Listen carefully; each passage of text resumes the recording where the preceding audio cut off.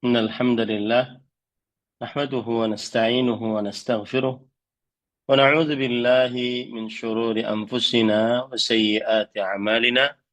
من يهده الله فلا مضل له ومن يضلل فلا هادي له، وأشهد أن لا إله إلا الله وحده لا شريك له، وأشهد أن محمدا عبده ورسوله. يا أيها الذين آمنوا اتقوا الله حق تقاته ولا تموتن إلا وأنتم مسلمون. يا أيها الناس اتقوا ربكم الذي خلقكم من نفس واحدة وخلق منها زوجها وبث منهما رجالا كثيرا ونساء، واتقوا الله الذي تساءلون به والأرحام إن الله كان عليكم رقيبا. يا أيها الذين آمنوا اتقوا الله وقولوا قولا سديدا يصلح لكم أعمالكم ويغفر لكم ذنوبكم، ومن يطع الله ورسوله فقد فاز فوزا عظيما. أما بعد، فإن أصدق الحديث كتاب الله، وأحسن الهدي هدي محمد صلى الله عليه وعلى آله وسلم، وشر الأمور محدثاتها وكل محدثة بدعة وكل بدعة ضلالة وكل ضلالة في النار. Alhamdulillah, kita bersyukur pada Allah Subhanahu wa Ta'ala pada hari ini, hari Jumat 4 Jumadil Akhirah 1446 Hijriah, bertepatan dengan 6 Desember 2024, kita dimudahkan oleh Allah Subhanahu wa Ta'ala untuk mengkaji kembali kitab Tanbihat, kitab Taujihat Islamiyah li Islahil Fardi wal Mujtama'. Salawat dan salam semoga selalu Allah berikan kepada Nabi kita Muhammad sallallahu alaihi wa ala alihi wasallam, pada keluarga beliau, para sahabat, serta orang-orang yang mengikuti beliau sampai hari kiamat kelak.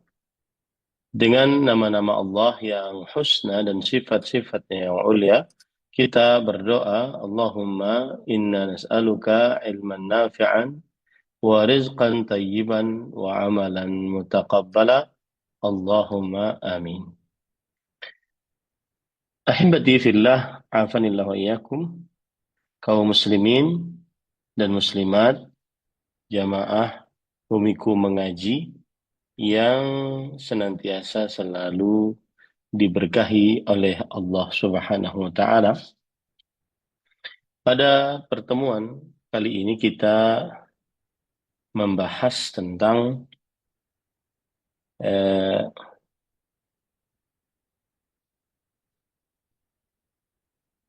tabarruj, ya, tentang tabarruj,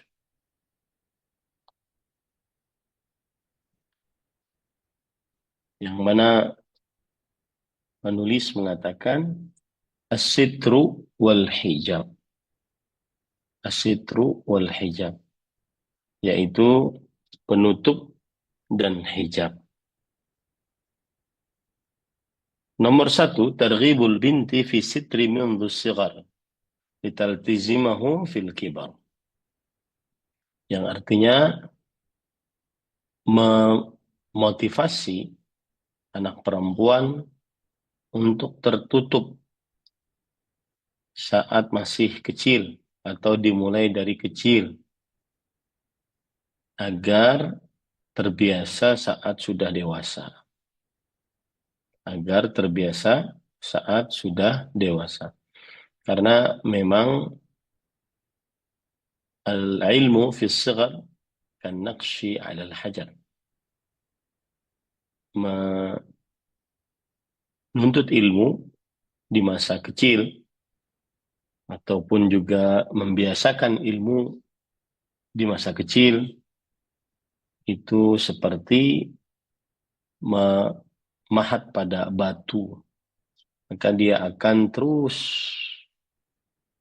senantiasa membekas pada batu kalau seandainya seseorang mengerjakannya saat masih kecil. Fala nulbisuha al-qasira min ath-thiyab. Maka kita tidak memakaikan kepada anak perempuan pakaian-pakaian yang pendek. Walal bintal wal qamis bimufradihima li'annahu tashabbuhun birrijali wal kuffar. Dan tidak memakaikan celana dan juga baju dengan salah satu dari keduanya. Jadi tidak tersambung. Karena hal tersebut menyerupakan diri dengan laki-laki dan orang-orang kafir. Di sini Syekh menyebutkan larangan. Yang pertama, tidak memakai pakaian pendek bagi perempuan. Maksudnya pendek di sini berarti pakaiannya tidak menutup aurat. Ya, pakaiannya tidak menutup aurat secara keseluruhan. Dan ini salah satu dalil dan ini salah satu hal yang terlarang dalam agama, dan dalilnya adalah akan ada dua golongan dari penghuni neraka yang belum pernah dilihat oleh Rasulullah Sallallahu Alaihi Wasallam. Salah satu dari dua golongan tersebut, nisaun kasiyat ariyat, wanita-wanita yang memakai pakaian tetapi telanjang. Wanita-wanita yang memakai pakaian tetapi telanjang ini, salah satu tafsirannya adalah memakai pakaian tetapi tidak menutup seluruh pakaiannya. Tidak menutup seluruh tubuhnya maksud saya. Ya.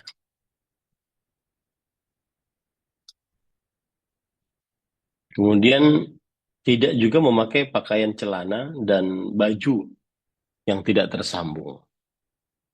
Maksudnya adalah pakaian yang seperti baju, kemudian ada celananya. Jadi antara baju dan celana dipisahkan. Menurut Syekh, ini termasuk daripada menyerupakan diri dengan laki-laki dan orang-orang kafir. Apakah ini juga berlaku apabila seorang wanita muslimah di hadapan mahramnya, suaminya, ataupun laki-laki yang merupakan mahramnya lainnya? Maka, para ikhwan yang dirahmati oleh Allah Subhanahu wa ta'ala,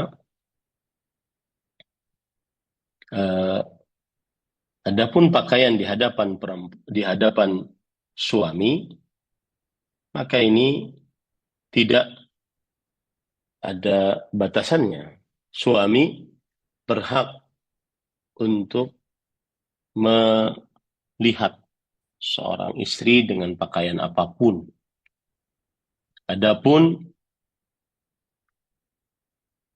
jika di hadapan laki-laki selain suami, maka hendaknya dia berpakaian pakaian yang layak dan tidak merupakan dirinya dengan laki-laki ataupun dengan orang-orang kafir. Nah, kemudian pada ikhwan yang dirahmati oleh Allah Subhanahu wa ta'ala, wa sababun li fitnati syababi wal ighra, dan tidak memakai dan hal itu juga merupakan penyebab godaan bagi para pemuda laki-laki dan juga penyebab seseorang terperdaya.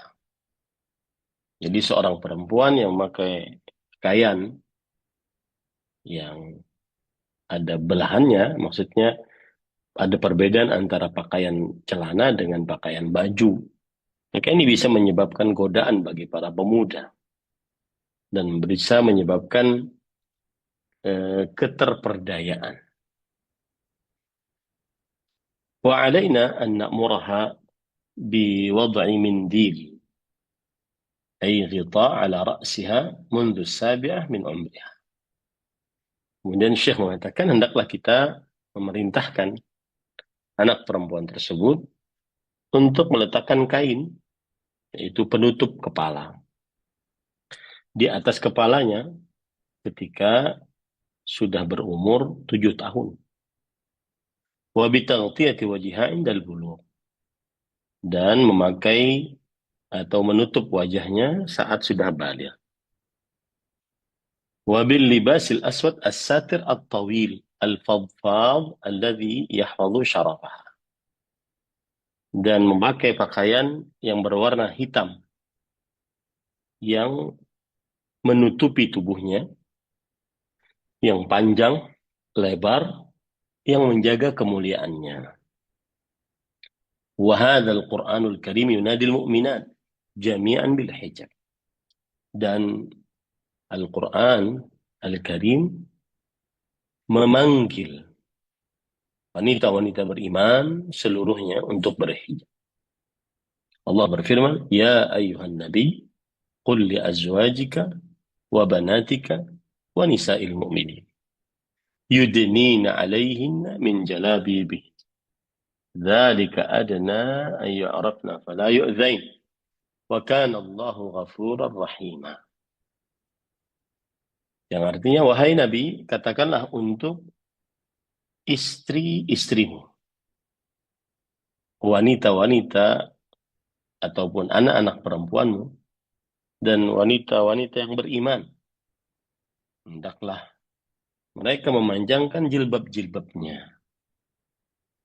Yang demikian itu lebih mudah untuk dikenali, maka akhirnya mereka tidak akan ada yang mengganggunya. Yang dimaksud dengan lebih mudah dikenali adalah seorang wanita muslimah yang memakai jilbab, maka itu berarti dia adalah wanita muslimah yang merdeka. Wanita muslimah yang merdeka. Sedangkan wanita muslimah yang tidak memakai jilbab, maka disangka itu adalah bukan dari wanita yang merdeka. Maka jangan sampai seseorang tidak berjilbab, karena yang tidak berjilbab hanyalah budak. Nah, begitu. Itu maksud dari ayat tersebut. Ya. Kemudian para ikhwah yang dirahmati oleh Allah Subhanahu wa taala, tadi lalu penulis mengatakan wa yanhallahu taala al-mu'minat 'anit tabarruj was-sufur. Fa yaqul wa la tabarrajna tabarrujal jahiliyatil ula. Dan Allah Subhanahu wa taala melarang wanita-wanita beriman untuk bertabarruj dan menampakkan keindahan, kecantikan, perhiasan. Allah berfirman, dan janganlah para wanita bertabarruj sebagaimana tabarrujnya wanita jahiliyah dahulu bertabarruj. Dalam surah Al-Ahzab disebutkan demikian. Baik. Kita akan bahas beberapa poin yang disebutkan dalam poin yang pertama ini, yaitu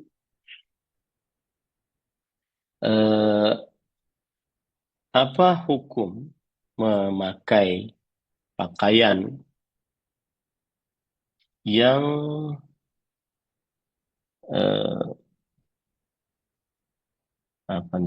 yang pendek bagi seorang wanita muslimah. Maka jawabannya adalah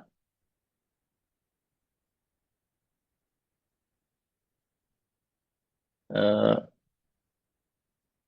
wanita muslimah diharamkan untuk memakai pakaian yang pendek. Akan tetapi wanita muslimah wajib untuk memakai pakaian yang menutupi seluruh tubuhnya. Ya, wajib bagi wanita muslimah memakai pakaian yang menutupi seluruh tubuhnya. Dalil yang menunjukkan akan hal ini adalah Allah Subhanahu wa taala berfirman di dalam Al-Qur'an tentang hal tersebut. Di antaranya yang kita baca tadi ayatnya. Ya ayuhan nabi qul li azwajika wa banatika wa nisaika wa banatika wa nisa'il mu'minin yudnina 'alaihinna min jalabibihin. Wahai nabi, katakanlah untuk istri-istrimu, anak-anak perempuanmu dan wanita-wanita beriman. Hendaklah mereka memanjangkan jilbab-jilbab mereka.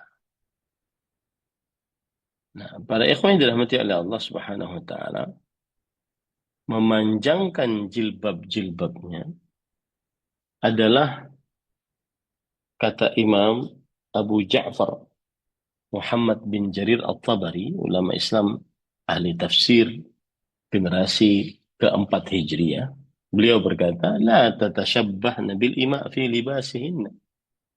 Janganlah kalian menyerupakan diri, wahai para perempuan, dengan budak-budak di dalam pakaian mereka. Idza hunna kharajna min buyutihinna lihajatihinna fakashafna syu'urahunna wujuhahunna. Jika para budak-budak wanita tersebut keluar dari rumah-rumah mereka untuk keperluan mereka, ya, untuk keperluan mereka, maka mereka membuka rambut-rambut mereka dan wajah-wajah mereka. Walakin liyudnina 'alaihinna min jalabibihin. Akan tetapi hendaklah kalian wahai wanita-wanita muslimah yang merdeka memanjangkan jilbab-jilbab mereka. Li'alla ya'ridha lahunna fasik. Agar tidak ada yang mengganggu dari orang-orang fasik terhadap wanita-wanita beriman merdeka tadi. Wa idza alima annahunna harair bi'adzan min qaum. Karena orang-orang fasik kalau mengetahui itu adalah orang merdeka, maka mereka tidak akan mengganggu dengan ucapan-ucapan. Nah, ini para ikhwan yang dirahmati oleh Allah. Nah, sekarang yang dimaksud dengan memanjangkan jilbab itu bagaimana? Disebutkan oleh Imam Abu Ja'far Muhammad bin Jarir At-Tabari, faqala ba'dhum, sebagian ulama berpendapat, huwa an yughattina wujuhahunna wa ru'usahunna. Yang artinya yaitu hendaklah para wanita tersebut menutupi wajah mereka, kepala mereka. Fala yubdina minhunna illa ainan wahidah. Maka tidak memperlihatkan para wanita tersebut dari mereka kecuali cuma satu mata saja. Ya, dan ini pendapat Abdullah bin Abbas radhiyallahu anhuma. Kemudian juga ini adalah pendapat dari Abidah As-Salmani. Ya. Kemudian ini juga pendapat dari Ibnu Aun, seorang tabi'i, Abdullah bin Aun, yaitu walabisaha indana Muhammad sallallahu alaihi wasallam. Qala Muhammad walabisaha indi Abidah. Qala Ibnu Aun biridaihi fataqanna'a bihi faghatta anfahu wa 'ainahu al-yusra, yaitu dengan surbannya dicontohkan. Kemudian dia menutupi wajahnya dan hidungnya, ya, dan mata kirinya. Jadi yang melihat hanya mata kanan. Wa akhraja 'ainahu al-yumna, dan dia keluarkan mata kanannya, itu tidak ditutupi. Wa adna ridaahu min fawq hatta ja'alahu qariban min hajibihi aw 'alal hajib. Dan dia menjulurkan jilbabnya dari atas sampai dia dekat dengan hajib. Hajib ini adalah alis atau dia menutupkan di atas alisnya. Ini para ikhwan yang dirahmati oleh Allah Subhanahu wa taala. Itu adalah tafsiran dari Abidah As-Salmani. Kemudian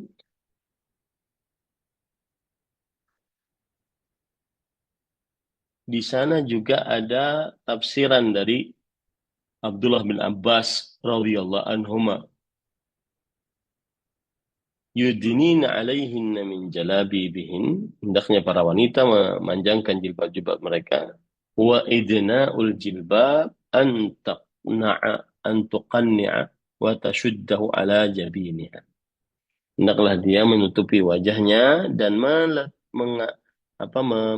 mengikatnya dengan keras di atas jabin. Jabin itu adalah dahi.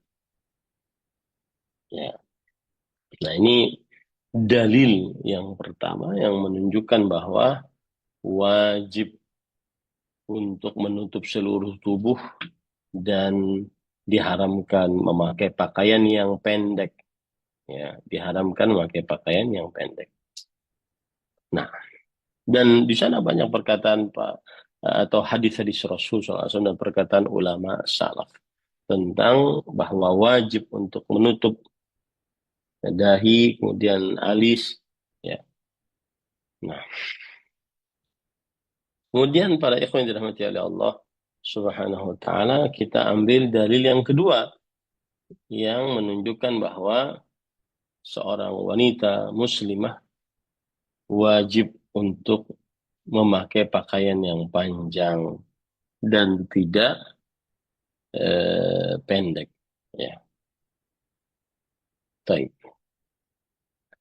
Para ikhwan yang dirahmati oleh Allah Subhanahu wa taala, dalil yang kedua adalah surat Al-Ahzab ayat 32-33.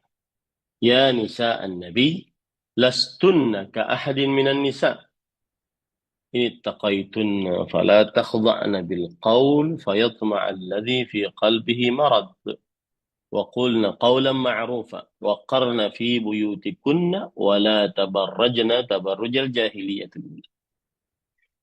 Wahai istri-istri Nabi, kalian tidak seperti salah seorang di antara para wanita. Jika kalian bertakwa,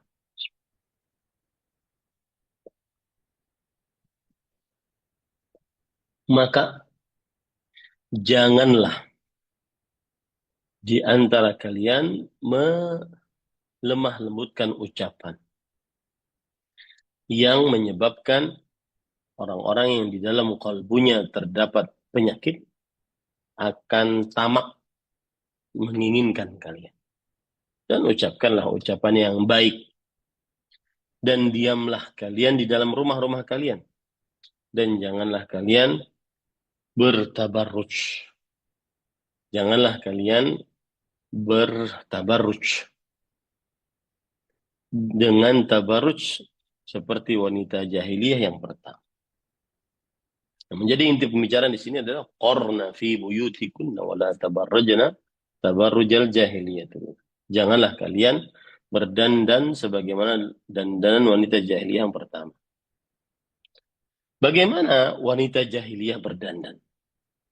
Ya, apa hubungannya dengan pakaian pendek tadi? Imam Qatadah bin Da'amas Sadusi, seorang ahli tafsir di generasi tabi'i berkata, "Ai idza kharajtunna min buyutikunna kanat lahunna misyah wa takassur wa taghannuj." Wanita-wanita jika keluar dari rumah-rumah mereka, maka wanita-wanita tersebut memiliki tata cara jalan yang melenggak-lenggok. Nah, itu adalah kebiasaan kaum jahiliyah generasi pertama. Fanahaullah an dzalik. Maka Allah Subhanahu wa taala melarang akan hal tersebut. Kemudian para ikhwan yang dirahmati Allah, dan disebutkan bahwa oleh Imam Al-Mufassirin Abu Ahmad Muhammad Ibnu Jarir At-Tabari, bahwa qila inna tabarruj huwa izharul zina. Dia mengatakan tabarruj adalah memperlihatkan perhiasan. Wa ibrazul mar'ah mahasinaha lirrijal.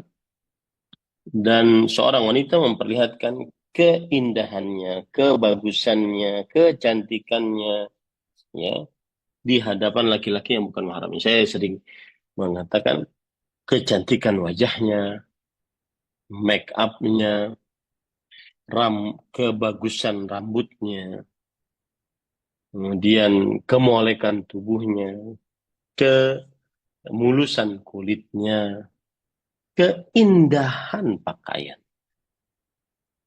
Nah, ini para ikhwan yang dirahmati oleh Allah Subhanahu wa taala. Baik, itu yang disebut dengan tabarruj. Nah, di sana ada lagi pengertian dari tabarruj.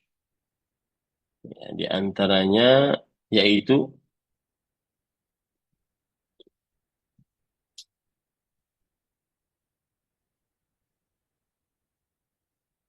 yang dikatakan oleh Imam Mujahid rahimahullah.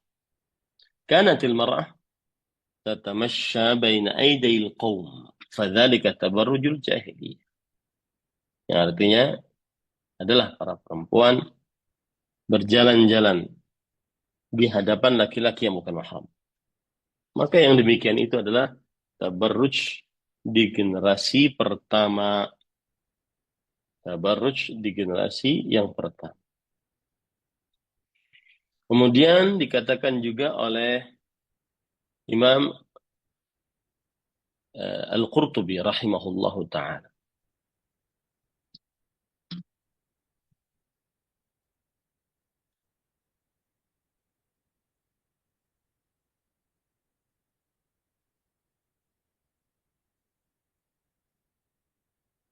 Sebentar.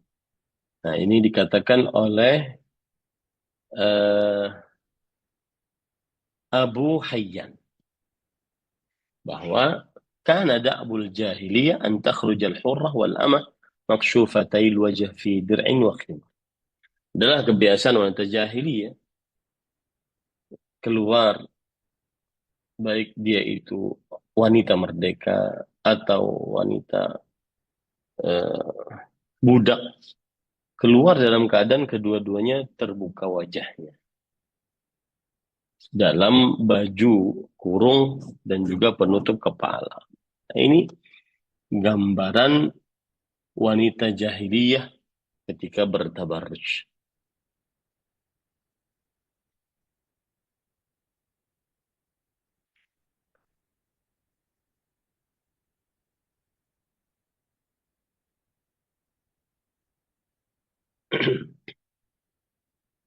Ada lagi disebutkan oleh Al-Hafidh Ibnu Hajar dalam kitabnya Fathul Bari dari Al-Fara bahwa kanu fil jahiliyah tusdilul mar'atu khimaraha min waraiha.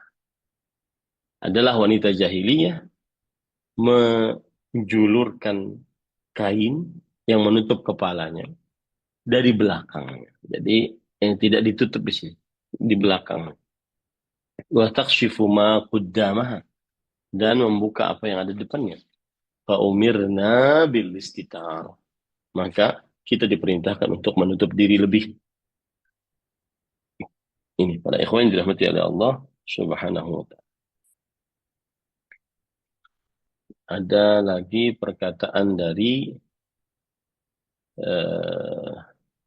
Muqatil bin Hayyan rahimahullah bahwa seorang perempuan meletakkan khimarnya di atas kepalanya, wala tashudduha, dan dia tidak mengikatnya di sini, wa yuwariya qalaidah, Maka ia terlihatkan eh, kalungnya, kemudian antingnya, dan yang seterusnya. Dan itu adalah kebiasaan wanita jahiliyah di generasi pertama. Nah, itu semua tidak diperbolehkan.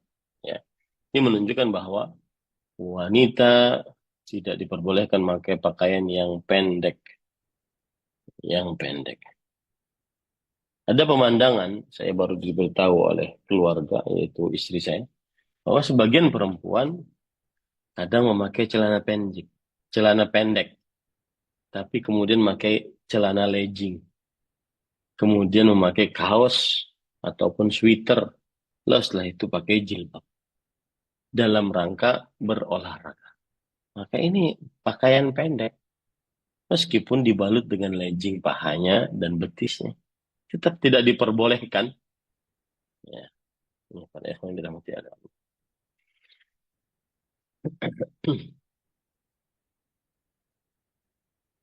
Kemudian dalil yang ketiga yang menunjukkan bahwa tidak diperbolehkan memakai pakaian-pakaian yang pendek, yaitu Allah Subhanahu wa taala berfirman dalam surah An-Nur ayat 30-31.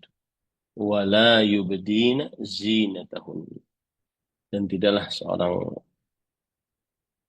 eh, perempuan menampakkan perhiasan-perhiasan illa li bu'ulatina wa abaihinna, kecuali untuk suaminya, bapak suami, atau bapak mertua, ya, bapak istri atau bapak mertua, atau anak laki-laki atau keponakan, maka ini wajib untuk dipanjangkan dan tidak menampakkan perhiasan. Dan termasuk daripada menampakkan perhiasan adalah eh, apa?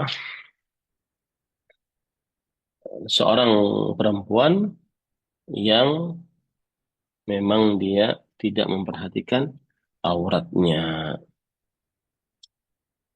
yang berpakaian yang pendek, ya gitu. Itu dari tadi kita membicarakan kata-kata pendek. Dan masih banyak lagi dalil-dalil yang lain yang menunjukkan tentang tidak berpakaian pendek bagi para eh, perempuan muslimah. Kemudian para ikhwan yang dirahmati oleh Allah Subhanahu wa taala,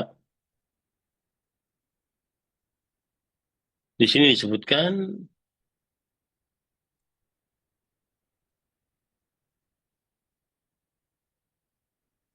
tidak memakaikan pakaian al-bintal dan al-qamis. Bintal adalah celana yang agak lebar bawahnya.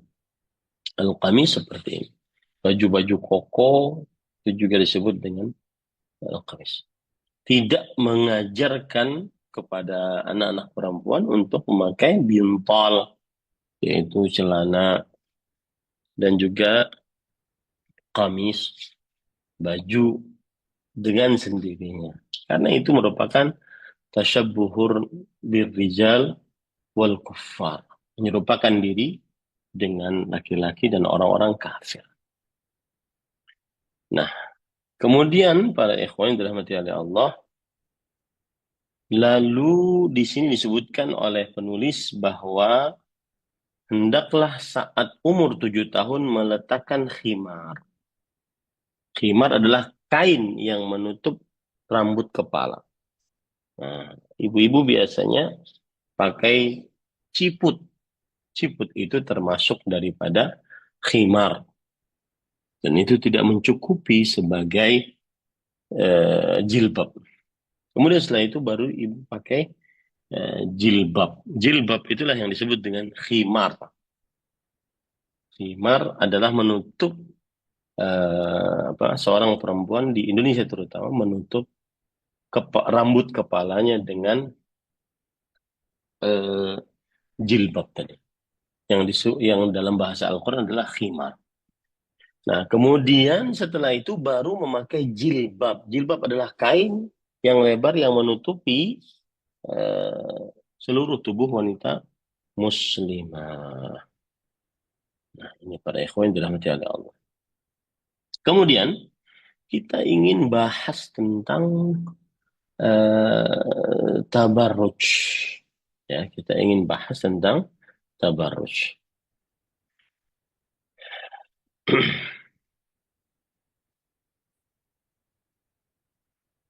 Pada ikhwan yang dirahmati oleh Allah Subhanahu wa taala,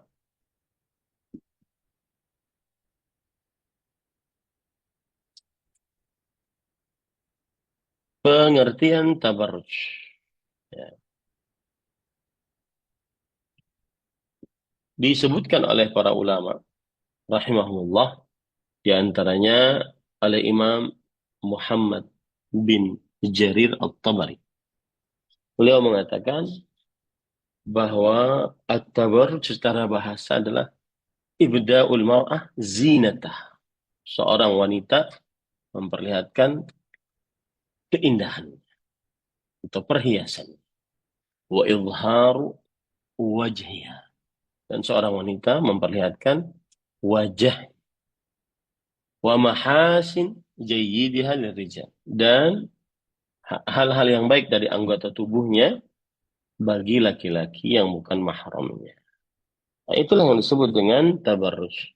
Seorang wanita memperlihatkan keindahannya, kecantikannya, dan memperlihatkan wajah dan keindahan keindahan yang sangat baik untuk para lelaki yang bukan mahramnya. Dan setiap apa saja yang mengundang syahwat, maka jika itu tidak dilakukan untuk suami, itu adalah termasuk daripada tabarruj. Nah, itu secara bahasa. Adapun secara istilah syariat, kita ambil dari perkataan Imam Ibnu Jarir At-Tabari. Uh, Izharuz zinah wa ibrazul mar'ah limahasiniha. Seorang perempuan, seorang ya memperlihatkan keindahan, perhiasan, dan kebagusan rupanya. Ini para ikhwan yang dirahmati oleh Allah Subhanahu. Jadi intinya tabarruj adalah memperlihatkan kecantikan wajah, keindahan make up wajah, atau perhiasan yang ada pada wajah. Itu salah satu ringkasan dari tabarruj. Kemudian tabarruj juga adalah memperlihatkan anggota tubuh. Baik itu yang eh, berkaitan dengan atas anggota tubuh ataupun bawah dari anggota tubuh. Baik itu kulit, indah kulitnya, bentuk tubuhnya. Nah, kalau sudah kita pahami itu, apa bahayanya tabarruj? Yang pertama, tabarruj adalah maksiat kepada Allah dan Rasul-Nya. Karena Allah memerintahkan untuk tidak bertabarruj. Rasulullah SAW memerintahkan untuk tidak bertabarruj. Maka siapa yang bertabarruj berarti dia bermaksiat kepada Allah dan Rasul-Nya. Rasul Shallallahu Alaihi Wasallam bersabda dari hadis Abu Hurairah radhiyallahu an, "Man ata'ani dakhal jannah, wa man asani faqad aba." Siapa yang mentaatiku maka ia masuk ke dalam surga. Dan siapa yang bermaksiat kepadaku maka sungguh ia telah enggan. Nah, kemudian para ikhwan dirahmati oleh Allah Subhanahu wa taala, dalil yang lain yang menunjukkan bahwa tabarruj adalah maksiat kepada Allah dan Rasul-Nya, yaitu perkataan dari Muawiyah bin Abi Sufyan ketika beliau di negara Hims dan beliau berkhutbah. Di dalam khutbahnya disebutkan 7 perkara yang dilarang oleh Allah dan Rasulnya. Dan sesungguhnya aku akan menyampaikan. Dan aku tidak akan melarangnya. Yang pertama yaitu nauh, terlalu berlebih-lebihan saat kematian. Yang kedua syair, syair saat sedih. Yang ketiga at-tasawir, gambar-gambar makhluk hidup. Ya. Wat tabarruj, dan bertabarruj. Nah ini dia. Ya. 7 perkara yang sangat dilarang oleh Rasulullah SAW. Kemudian yang ke-6 atau yang kelima adalah juludus siba, yaitu eh, apa, kulit-kulit binatang buas. Wal zahab wal harir. Dan eh, emas serta sutra. Nah, para ikhwah yang dirahmati oleh Allah Subhanahu wa taala, ada penjelasan dari Imam As-Suyuti rahimahullah. Beliau mengatakan, "Wa tabarruj bizina ay idharuha linnasil ajanib." Bertabarruj dengan menampakkan keindahan, maksudnya adalah memelihara memelihara memperlihatkan untuk manusia yang asing, yang bukan mahram. Dan inilah yang tercela. Adapun untuk suami, maka tidak mengapa. Ya. Untuk suami, seorang istri berdandan untuk suami, maka ini tidak mengapa. Nah, itu dalil menunjukkan bahwa bahayanya tabarruj. Yang kedua, tabarruj adalah dosa besar yang membinasakan. Bahwa dalam hadis riwayat Imam Ahmad, ada seorang sahabat Rasulullah SAW, Umaymah binti Ruqayqah, menemui Rasulullah SAW, ingin membaiat Rasulullah SAW. Kata Rasulullah SAW, aku akan baiat engkau agar tidak mensyirikkan Allah, tidak mencuri, tidak berbuat zina, tidak membunuh istri, anak, dan tidak mendatangkan kedustaan, ya, di antara 2 tangan dan 2 kaki. Lala tanuhi, dan janganlah kalian melakukan niyah terlalu berlebih-lebihan dalam meratapi kematian seseorang. Wala tabarrajna tabarrujal jahiliyatil ula. Dan janganlah kalian bertabarruj sebagaimana wanita jahiliyah dahulu bertabarruj.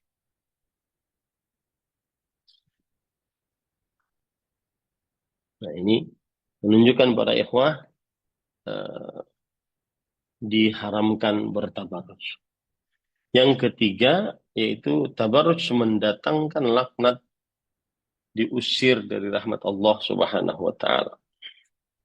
Sebagaimana hadis riwayat Imam At-Tabarani bahwa Abdullah bin Umar radhiyallahu anhu bercerita, Rasulullah SAW bersabda, "Saya kunu fi akhir ummati nisa'un kasiyat 'ariyat." Akan terjadi di akhir umatku wanita-wanita yang memakai pakaian tetapi telanjang. Ala ru'usihinna ka asnimatil bukht. Il'anuhunna fa innahunna mal'unat. Yang artinya di atas kepala-kepala mereka seperti budak-budak onta. Maka orang terus mengatakan, laknatlah mereka. Sesungguhnya mereka adalah wanita-wanita yang terlaknat. Para ikhwah yang dirahmati oleh Allah Subhanahu wa taala. Ini menunjukkan bahwa tabarruj menyebabkan seseorang dilaknat dan diusir dari rahmat Allah Subhanahu wa taala. Yang keempat, tabarruj termasuk daripada sifat penghuni neraka. Nah. Kemudian yang kelima, tabarruj adalah kegelapan. Kegelapan pada lapangan. Imam At-Tirmidzi rahimahullah taala berkata, "Mathalur rafilah fi zina fi ghairi ahliha kamathil dhulmah yaumal qiyamah la nura laha." Perumpamaan ar-rafilah. Rafilah artinya adalah yang tidak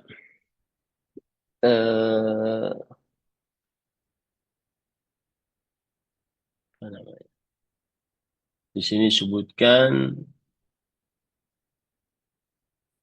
yaitu yang tarfulu fi thawbiha. Tatabakhtar. Maksudnya menyombongkan diri dengan pakaian. Perumpamaan wanita yang menyombongkan diri dengan pakaiannya di dalam perhiasan sebagaimana hadis Rasul sallallahu alaihi wasallam. Mathalur rafila fi zina. Perumpamaan seorang wanita di dalam perhiasannya ya, fi ghairi ahliha yang bukan pada uh, suaminya. Ini tidak boleh. Maka ancamannya bakama tali zulmah yaumal qiyamah la nura laha. Seperti kezaliman pada hari kiamat dan tidak ada cahaya untuknya. Nah, ini bahaya bertabarruj. Ya. Yang keenam, tabarruj adalah kemunafikan. Rasulullah sallallahu alaihi wasallam bersabda, "Wa syarru nisaikum al-mutabarrijat al-mutakhayyiran." Wanita-wanita kalian yang paling terburuk adalah wanita yang memperhatikan penampilan dan senantiasa al-mutakhayyilat yang banyak menghayal. Mereka adalah orang-orang munafik. Mereka tidak masuk ke dalam surga dari mereka kecuali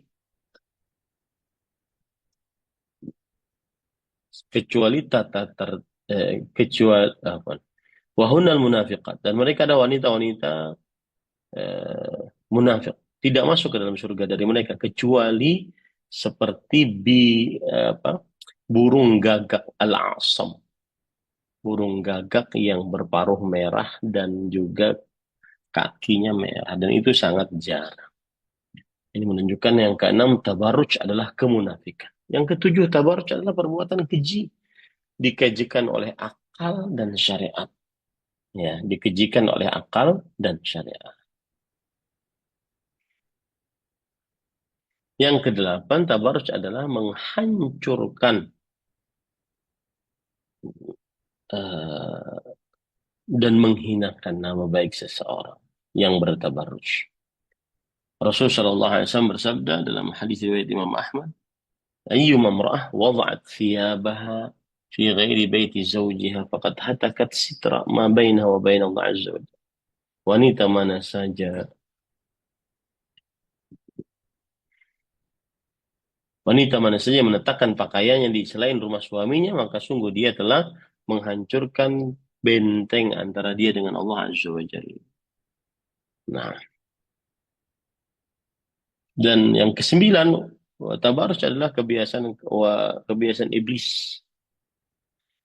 Berarti kisahnya Adam dan Hawa yang mengganggu adalah iblis. Dan tabarus adalah kebiasaan-kebiasaan kaum Yahudi dan Nasrani. Nah, tabarus adalah kebiasaan wanita jahiliyah. Nah,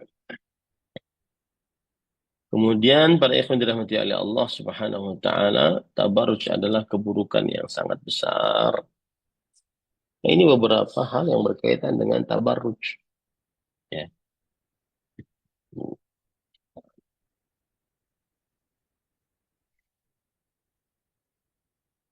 Kemudian penulis mengatakan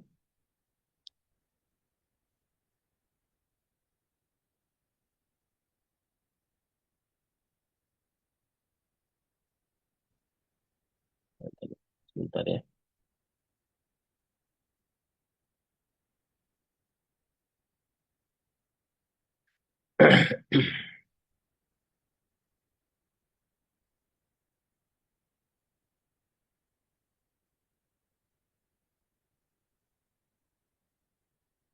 Baik. Ya. Nah, itulah yang disebut dengan tabarruj jahiliyah. Ya. Itulah yang disebut dengan tabarruj jahiliyah. Dan itu sebuah ancaman-ancaman yang sudah disebutkan tadi. Taib yang kedua, taswiyatul aulad an yaltazima kullu jinsin bilibasihil khas liyatamayyaza anil jinsil akhar. Memberikan wasiat kepada anak-anak agar senang berpakaian yang memang pakaian daerah sini, yaitu ini di Arab Saudi beliau. Wa an yabta'idu an libasil ajanib wa azyaihim kal bintal ad-dayyiq, dan menjauhi dari pakaian-pakaian orang-orang yang bukan Islam, dan juga dari eh, pakaian-pakaian yang khusus bagi orang kafir, seperti celana yang ketat dan selainnya dari kebiasaan-kebiasaan yang berbahaya.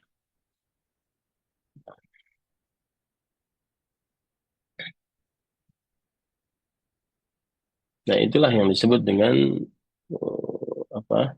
Tabarruj. Tabarruj. Jadi dia dosa besar, tidak, dia sangat berbahaya.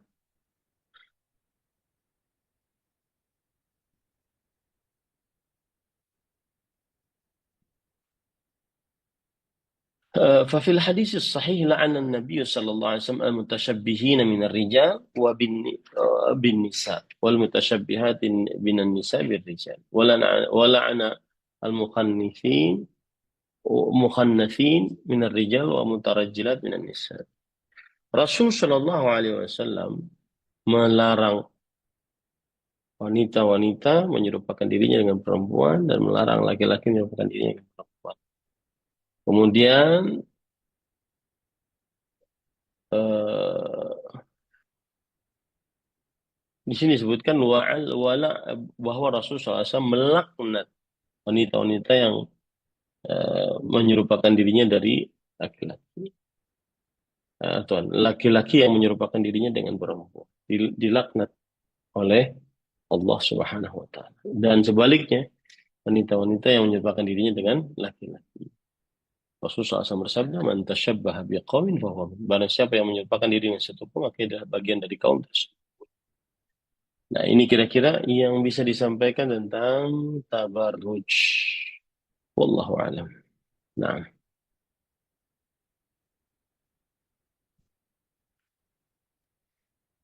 Baik, jazakallah khairan Ustaz atas ilmu yang disampaikan kepada kita semua. Semoga bisa dipahami dengan baik oleh para jemaah semuanya dan bisa diamalkan untuk kesehariannya. Kemudian para ikhwan dan akhwat, kita sekarang memasuki sesi tanya jawab. Kami silakan jika ada yang ingin bertanya kepada Ustadz secara langsung bisa menekan tombol raise hand, dan jika ingin dibacakan pertanyaannya bisa dituliskan di kolom chat dan dikirimkan kepada kami. Baik, sudah ada yang angkat tangan dari Ibu Yuniati Bandung. Kami persilakan Ibu untuk bertanya langsung kepada Ustadz. Silakan Ibu. Ya, Assalamualaikum warahmatullahi wabarakatuh, Pak Ustadz. Semoga Pak Ustadz dan keluarga, Waalaikumsalam warahmatullahi wabarakatuh. semoga Pak Ustadz dan keluarga selalu dalam lindungan Allah Subhanahu Wa Taala. Saya izin bertanya, Pak Ustadz, dengan kan sekarang tuh para awat-awat kan banyak ya, Pak Ustadz, yang suka menyerupai para ikhwan, khususnya para bapak-bapak. Nah, itu banyak misalnya pakai celana panjang. Itu kan sebetulnya kalau di dalam kitab itu sebetulnya tidak boleh sih boleh, tapi eh, jangan terlalu sering gitu Pak.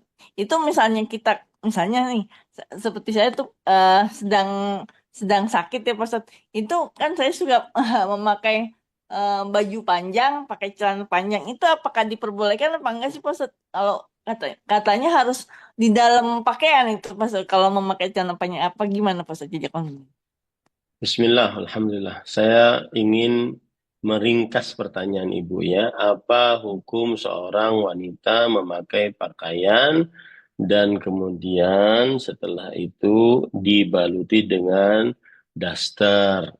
Cukup begitu ceritanya Ibu. Pertanyaannya cukup seperti itu. Jadi kita ini karena dan ini pendidikan ya Bu ya, bukan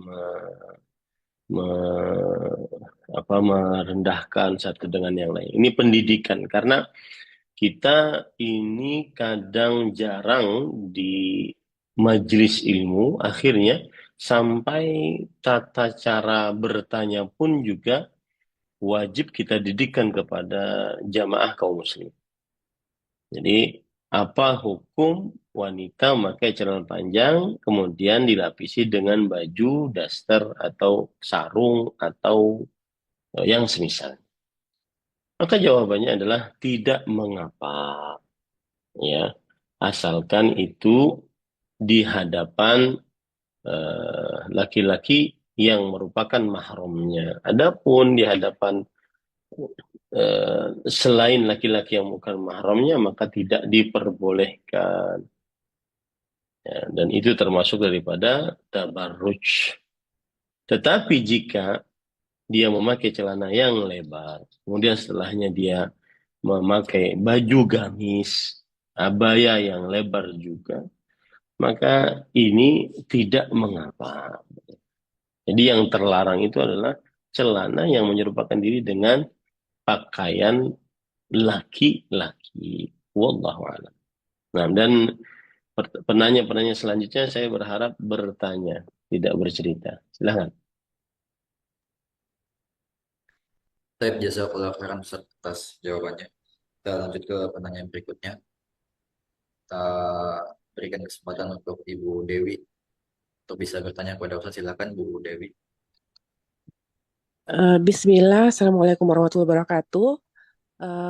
Ustaz, kebetulan Ana seorang PNS dan kadang-kadang kalau dinas itu bisa sekamar sama perempuan yang non-muslim kalau dinas di luar. Kemudian yang ingin Ana tanyakan, batasan aurat antara kita wanita muslimah dengan wanita ahli kitab itu apakah menutup sempurna ataukah ada batasan-batasan tertentu seperti kita terhadap sesama wanita muslimah? Jazakallahu khairan. Barakallahu fiik Ibu Dewi atas pertanyaannya. Saya ringkas pertanyaannya ya Bu Dewi. Apa hukum seorang wanita muslimah di hadapan wanita kafirah, ahlul kitab? Atau bagaimana hukum aurat wanita muslimah di hadapan wanita ahlul kitab? Maka tidak perlu untuk menyebutkan saya PNS, saya sedang kamar, saya itu. Saya ingin mendidik ya agar bisa bertanya di dalam majelis ilmu. Karena kita ini di Indonesia kadang-kadang majelis ilmunya kan tablik akbar, kajian umum yang memang jarang untuk pendidikan bagaimana tata cara bertanya. Jadi apa hukum wanita muslimah atau aurat wanita muslimah di hadapan wanita ahlul kitab? Cukup, sudah seperti itu. Ya, maka jawabannya adalah wanita muslimah auratnya di hadapan wanita kafirah ahlul kitab ataupun musyrikah adalah seperti di hadapan wanita muslimah lainnya. Apa batasan aurat wanita muslimah di hadapan wanita muslimah lainnya? Batasannya adalah selain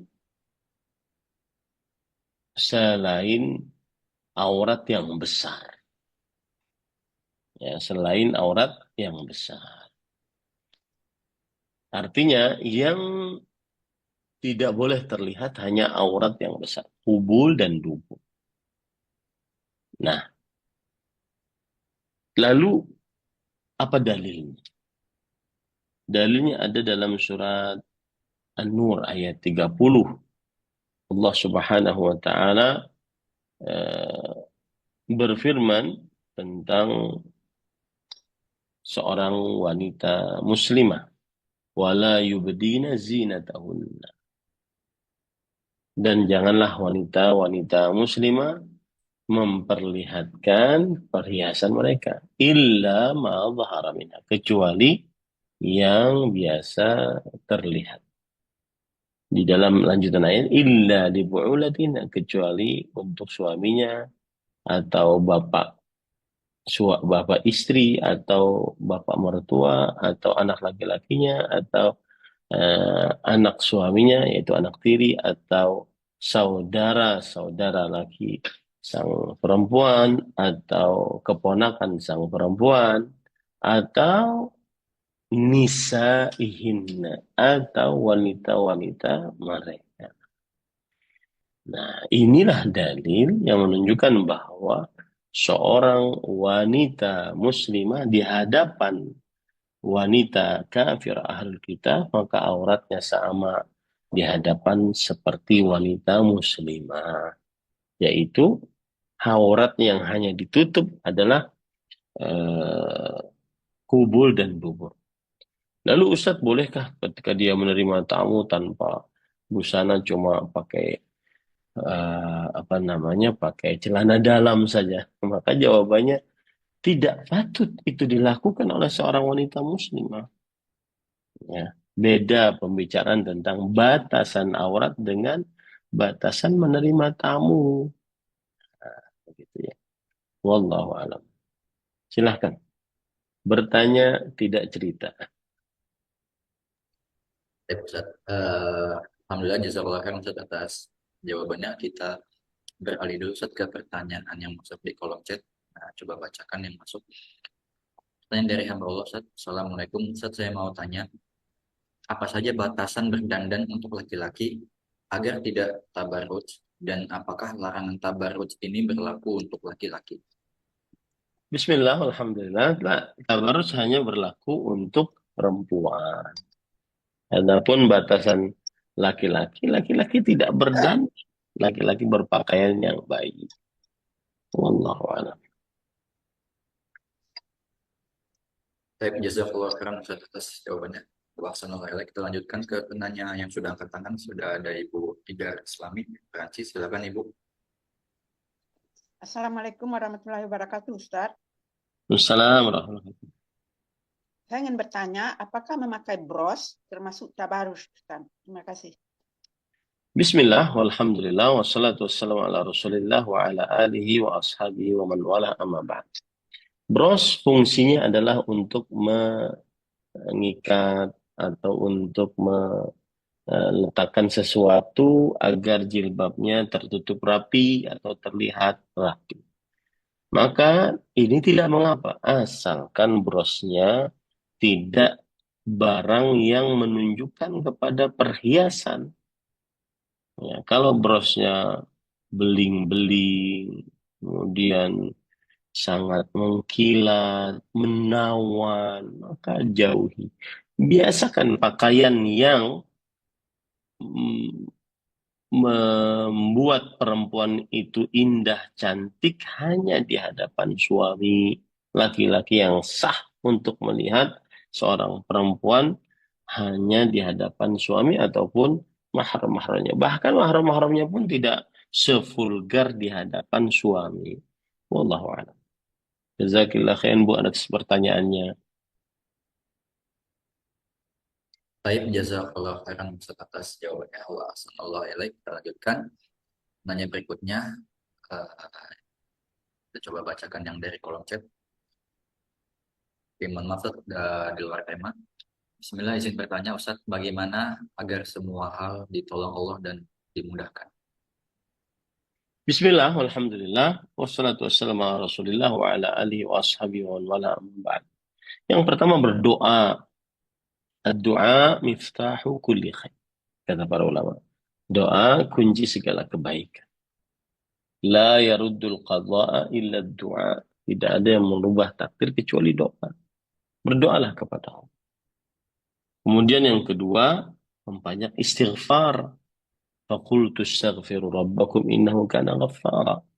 Yursilis sama' 'alaikum idrara wa yumdidkum bi amwal wa banin wa yaj'al lakum jannat wa yaj'al lakum anhara. Ma lakum la tarjuna lillahi waqara. Ya, berdoalah kepada Allah dan beristighfarlah kepada Allah Subhanahu. Maka istighfar itu akan menurunkan hujan yang lebat, memberikan kekuatan pada harta, anak, istri. Ya. Berdoalah kepada Allah dan beristighfarlah. Kemudian yang kedua, yang ketiga bertawakal, bertakwa kepada Allah. Wa man yattaqillaha yaj'al lahu makhraja wa yarzuqhu min haitsu la yahtasib. Barang siapa yang bertakwa kepada Allah, niscaya Allah akan menjadikan untuknya jalan keluar dan memberikan rezeki dari arah yang tidak sangka-sangka. Kemudian yang keempat, agar selalu ditolong Allah, wa anna nasra ma'as sabri. Dan bersabarlah. Sesungguhnya pertolongan bersama dengan kesabaran. Ya. Wa annal faraja ma'al karb. Dan bersabarlah karena pertolongan, dihilangkan musibah itu setelah datang kemuliaan. Wallahu a'lam. Nah, Baik, jazakallah khairan atas jawabannya. Wa sanallah ilaik. Kita lanjutkan penanya berikutnya yang sudah angkat tangan. Kami persilakan untuk Bapak Abi Yakin. Silakan Bapak.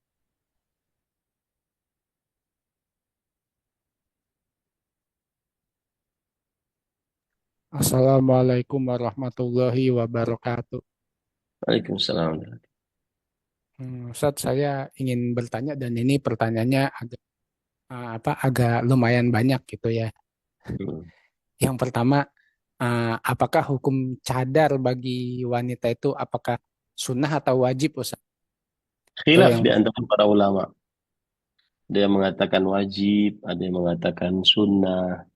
Dan saya lebih condong kepada pendapat hukum cadar ijma' para ulama disyariatkan. Hukum cadar ijma' para ulama dianjurkan. Hukum cadar ijma' para ulama itu adalah pakaian wanita muslimah. Hukum cadar ijma' para ulama itu adalah pakaian wanita-wanita di zaman Rasulullah Sallallahu Alaihi Wasallam. Dari mulai istri-istri Nabi, anak-anak perempuan Rasulullah, sampai perempuan-perempuan wanita muslimah di zaman Rasulullah Sallallahu Alaihi Wasallam. Adapun terjadi khilaf apakah dia wajib ataukah sunnah, ataukah lebih afdal, maka terjadi khilaf di antara ulama. Dan kalau ditanya hukumnya, maka kita katakan hukumnya tidak wajib.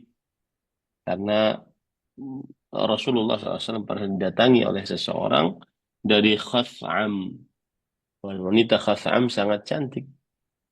Maka wanita tersebut tidak menutup wajahnya. Kenapa tahu? Karena Al-Fadl ibn Abbas yang dibonceng oleh Rasulullah SAW, beliau sangat melihat perempuan tersebut sampai kata Rasulullah SAW, sampai Rasulullah SAW memalingkan wajahnya dan beliau bersabda, innama lakal ula wa laysat lakatsaniya. Sesungguhnya pandangan pertama itulah milikmu kalau tidak sengaja, dan bukan milikmu yang kedua, ketiga, dan terus-terusan. Wallahu a'lam. Nah, lalu yang kedua, Ustadz, bagaimana hukumnya perempuan-perempuan yang bekerja di seumpama di kepolisian, di TNI, di instansi-instansi pemerintahan yang pakaiannya tuh mereka berkerudung tapi kerudungnya itu cuma sampai leher. Kadang-kadang badan mereka membentuk badan mereka gitu. Itu bagaimana satu hukumnya? Hukumnya sama dengan wanita-wanita muslimah lainnya, yaitu menutup berpakaian dengan 8 syarat pakaian. Yang pertama, harus menutup seluruh tubuhnya, kecuali wajah dan kedua telapak tangan, menurut pendapat sebagian ulama. Yang kedua, tidak ketat. Yang ketiga, tidak tipis, menerawang, transparan. Yang keempat, tidak memakai minyak wangi di hadapan laki-laki yang bukan mahramnya. Yang kelima, tidak menyerupai pakaian wanita-wanita kafir. Yang keenam, tidak menyerupai pakaian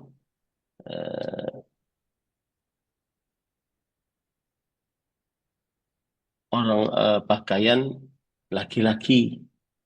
Yang ketujuh, tidak merupakan pakaian yang syuhrah, terlalu mencolok, ya, karena warnanya atau karena bentuknya. Kemudian yang kedelapan adalah pakaian tersebut tidak boleh terkena minyak wangi. Jika pakaian wanita muslimah seperti itu, maka berarti selain itu adalah bukan pakaian wanita muslimah. Maka wajib dia menutup auratnya. Wallahu a'lam. Lalu satu pertanyaan lagi, Ustaz. Bagaimana saya seumpama ingin mendirikan sekolah dan memilih mendesain pakaian olahraga untuk anak-anak putri, itu bagaimana, Ustaz? Saran dari antum gitu. Pakaian putri jika dipakai di hadapan para putri, maka selayaknya pakaian putri. Ya, tidak memperlihatkan aurat yang besar, tidak seseorang mudah untuk terbuka auratnya. Nah, seperti itu. Pakaiannya seperti pakaian wanita muslimah lainnya. Nah, wallahu a'lam. Oh, berarti mereka pakai training gitu nggak apa-apa, Ustaz ya? Jika di hadapan laki-laki yang di hadapan perempuan, maka lebih baik dia tetap memakai rok, karena memakai training ada semacam keserupaan dengan laki-laki yang bukan mahramnya. Lebih baik hal itu dijauhi. Kecuali kalau dia pakai training besar, kemudian di atasnya lagi memakai rok, maka itu lebih utama. Wallahu a'lam. Jazakumullah khairan, Ustaz. Wassalamualaikum warahmatullahi wabarakatuh. Waalaikumsalam. Assalamualaikum. Jazakallah khairan Ustaz atas jawabannya. Kita lanjutkan dari pertanyaan di kolom chat dari jemaah di Swedia, Ustaz. Assalamualaikum warahmatullahi wabarakatuh. Assalamualaikum Ustaz. Bagaimana hukumnya fulana yang masih memakai parfum karena tidak percaya diri tanpa parfum, dipakai sedikit yang lembut wanginya, menurut suami tidak tercium, apakah masih kena dosa tabarruj, Ustaz? Bismillah, walhamdulillah, wassalatu wassalamu ala rasulillah wa ala alihi wa ashabihi wa man walah, amma ba'd. Ada hadis yang menunjukkan pakaian atau menunjukkan minyak wangi bagi wanita muslimah. Ya, minyak wangi bagi wanita muslimah. Dan itu disebutkan di dalam beberapa riwayat bahwa tidak mengapa seorang wanita muslimah untuk memakai pakaian atau minyak wangi maksud saya yang tidak terlalu wangi, ya, tidak terlalu wangi. Bentar.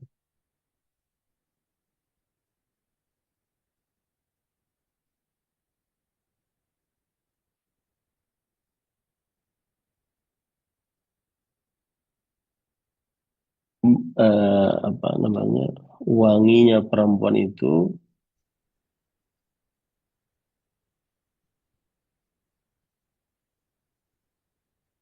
jika tidak tercium oleh laki-laki yang bukan mahramnya, maka ini tidak mengapa. Ya, tetapi jika tercium, maka ini tidak diperbolehkan. Rasulullah SAW bersabda, "Al-mar'ah idza ista'tarat famarrat bil majlis fahiya kadza kadza."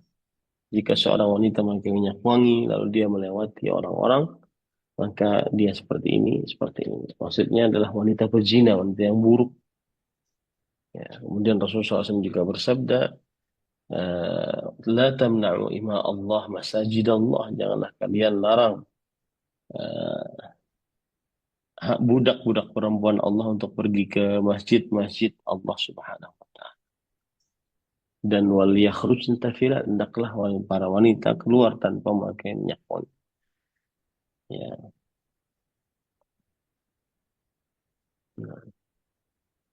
Nah, wallahu a'lam.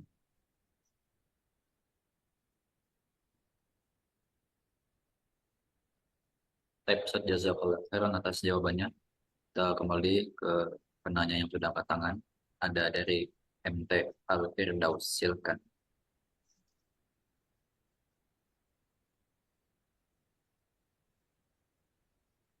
Silakan.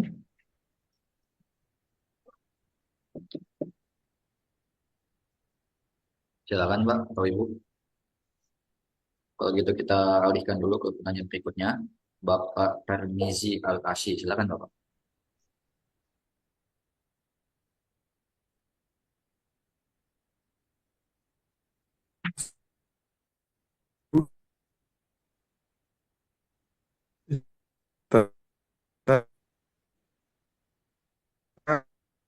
Kami boleh mengikatinya yang dalam teman-teman wanita menghadiri Bapak di daerah mana, Pak? Suaranya terputus-putus, Pak. maaf. Ya, sinyal lemah. Suaranya terputus-putus, Pak. Tidak bisa saya dengar. Entah internet Bapak yang terputus-putus atau internet saya yang terputus-putus. Saat sama di Ana juga putus-putus, Ustaz. Kalau mau tetap bertanya, Karena silakan. di sana lemah. Mungkin dari Bang, ini MTL lemah sinyalnya di tempat saya. atau dari Bapak Tarmizi. Ini yang bicara Bapak Tarmizi. Baik, saya coba lagi Pak Ustadz. Baik. Silakan. Baru jelas ini.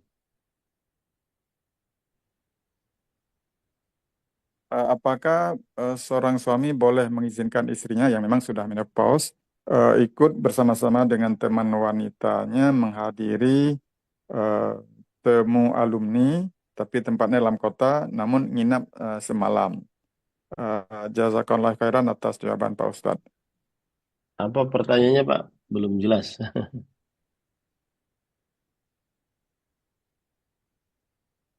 Atau Tempat Afwan izin Pak Ustadz Agung, nanti saya chat aja Pak Ustadz Agung. Iya Bapak, silakan ditulis saja Bapak. Ya, kalau begitu kita kembali ke MT Al-Firdaus mungkin jika sudah bisa terhubung silakan. Nah, Assalamualaikum warahmatullahi wabarakatuh, Ustadz. Izin Salam. bagaimana seorang akhwat yang sudah bercadar memakai kacamata hitam dan memakai topi? Bagaimana hukumnya, Ustadz? Jazakumullah khairan. Bismillah, alhamdulillah, wassalatu wassalamu ala Rasulillah. Untuk kacamata hitam, maka jika memang diperlukan tidak mengapa, Ibu.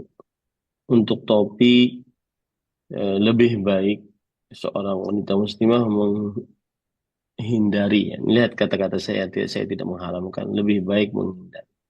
Karena kami laki-laki kadang-kadang melihatnya itu sebagai sebuah keindahan.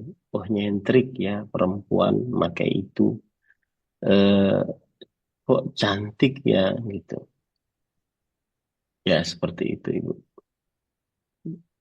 Meskipun mungkin tujuannya untuk menutup kepalanya ataupun menutup matahari karena saking panasnya di hari-hari ini, ya. Tapi kadang itu kan dipakai bukan hanya untuk menutup itu sinar matahari, tetapi untuk gaya, tren, gitu, ataupun fashion. Maka wallahu alam tidak ada dalil yang melarang. Lebih baik dia jauhi karena terlihat anggun, terlihat cantik. Jadi kalau ada laki-laki biasanya suka perempuan-perempuan yang salihah tapi eh, agak maksud saya gimana ya? Agak bebas gitu. Dia mungkin menarik nih gitu.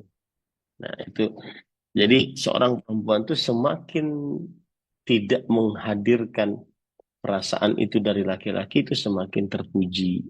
Wallahu a'lam. Saya tidak mengharamkan ya. Wallahu a'lam. Afwan Ustadz, boleh bertanya lagi yang kedua? Silahkan Ibu. Eh, ini Ustadz, bagaimana cara menasihati seorang teman yang suka foto selfie Ustadz? Dan kami sudah pernah mencoba menasihati, tapi beliaunya ini nggak mau terima gitu. Jangan merasa sok paling benar, jangan merasa sok paling suci gitu jawabannya. Bagaimana Ustaz? Jazakallah. Iya, tetap dinasihati Ibu. Kita jangankan kita Nabi Muhammad SAW dikatakan seperti itu. Tetap dinasihati. Nasihati lewat ayat-ayat Al-Quran, hadis-hadis Rasul. Kalau sudah dinasihati, maka dia masih saja seperti itu, tugas kita selesai. Ya. Tidak bisa kita memaksakan kehendak. Doakan agar dia mendapatkan petunjuk untuk lebih menjaga kesucian wanita muslimahnya, tidak menampakkan foto-fotonya di media sosial. Ya, memang di zaman sekarang ini salah satu yang sangat sulit adalah bermedia sosial. Makanya dari awal kan saya pernah, dan itu video saya tersebar, bahwa tidak boleh seorang wanita muslimah eksis dengan tubuhnya dari bagian manapun. Ya, tidak boleh eksis karena al-mar'atu aurah, wanita itu aurat.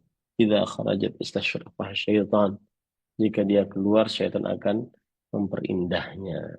Wallahu a'lam.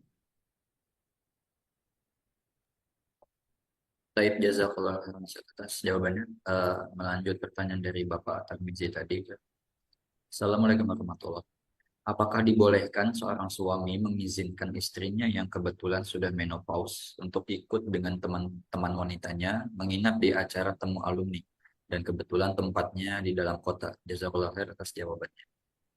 Bismillah, alhamdulillah. Jika di dalam kota masih boleh saja seorang wanita muslimah untuk di sebuah tempat. Tetapi tentunya dengan mahramnya lebih aman. Ya. Kadang pertemuan-pertemuan reuni-reuni seperti ini bisa, kadang ya saya katakan, bisa menyebabkan cikal bakal perselingkuhan. Meskipun tidak semuanya. Tapi pertanyaannya secara hukum fikih, wanita muslimah nginep di hotel, hotelnya itu satu daerah dia tidak memerlukan safar, kamu boleh saja. Asalkan diizinkan oleh suami. Ya, asalkan diizinkan oleh suami. Kalau suaminya tidak mengizinkan, nggak boleh. Wala takhruj min baiti illa biizni. Tidak boleh seorang istri keluar rumahnya kecuali dengan izin suami. Wallahu a'lam. Jazakallah khair atas jawabannya. Masih bisa kita lanjut satu Fuan? Silahkan satu aja lagi ya. Baik, satu lagi Ustaz. Pertanyaan dari jamaah Swedia juga Ustaz. Ustaz, bagaimana hukumnya memakai lipstik yang kelihatannya yang sangat tipis agar tidak kelihatan pucat? Apakah itu kena dosa tabarruj juga Ustaz?